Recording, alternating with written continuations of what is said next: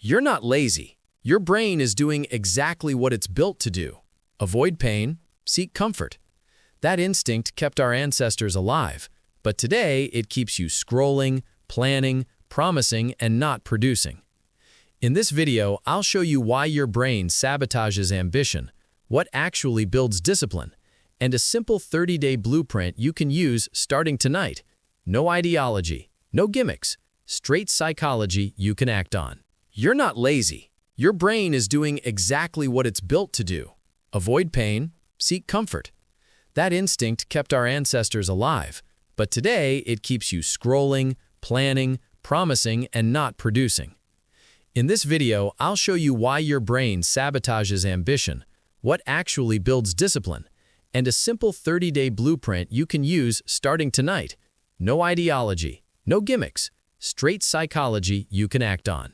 Inside, you live two partners who never agreed on the lease. One is the dreamer. Big ambitions, bright imaginations, vivid future scenes. The other is the protector.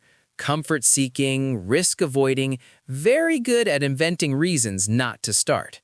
When the dreamer makes a plan, the protector whispers small, persuasive lies. You'll fail. You'll be tired. Start tomorrow. The protector is not evil. It wants to keep you safe. But safety has a cost, the slow death of possibility. So step one is not shame. It's identification. Name the voices. Call the protector what it is, a survival program. When you name it, you stop arguing with yourself in the dark. Motivation is a spark, not a stove. It flares and fades. If you try to fuel a life on sparks, you will be exhausted. Discipline is habitual heat, consistent small actions that require far less electricity from your willpower. The mistake most people make, they wait for the spark to feel like a raging fire. It never does. So we plan big and do nothing. The better plan, design a system that works when motivation is low. What does a system look like? Simple defaults. If you want to write, put your writing app on your desktop. Turn off notifications, open a blank document at the same time every day for 15 minutes, and let writing be the path of least resistance. The system doesn't beg you to be great. It nudges you into action. Perfectionism is a liar wearing an angel's robe. It says, wait until everything is perfect. Guess what? Perfect never comes. Perfectionism is fear disguised as high standards. The antidote is permission to be mediocre at first. Give yourself the license to do awful work today. Your first draft is not your identity, it's your lab.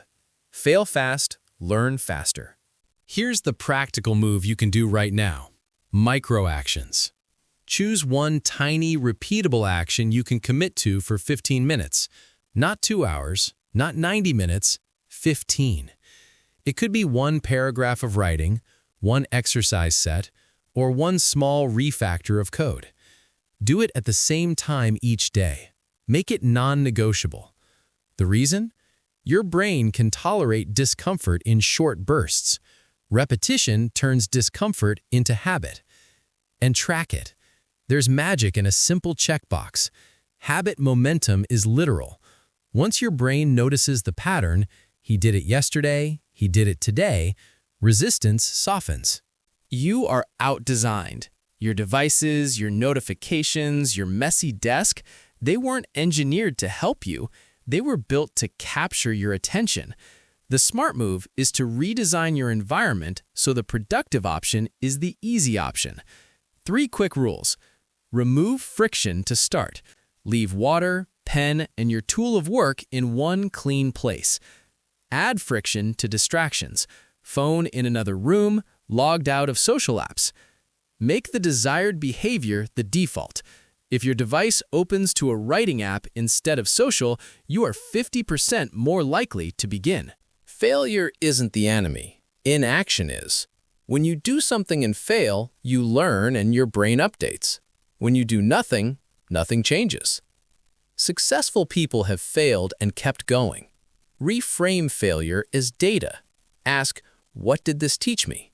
Then change one variable and try again.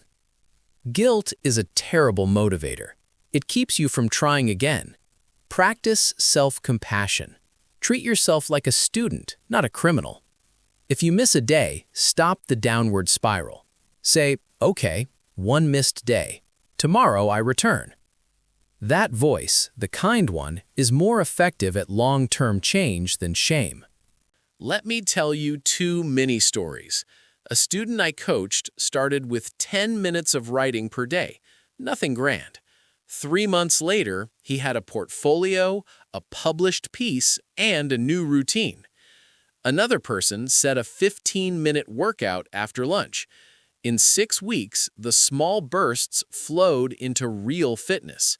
Both cases look like small choices, because they were, but small choices compound into real-life change. Create calibrated urgency, not panic, but intentional pressure. Set soft deadlines that matter to you. Tell one person about your plan who will ask tomorrow if you did it. External accountability is a fuel that motivation can't provide alone. Use it, but don't weaponize shame.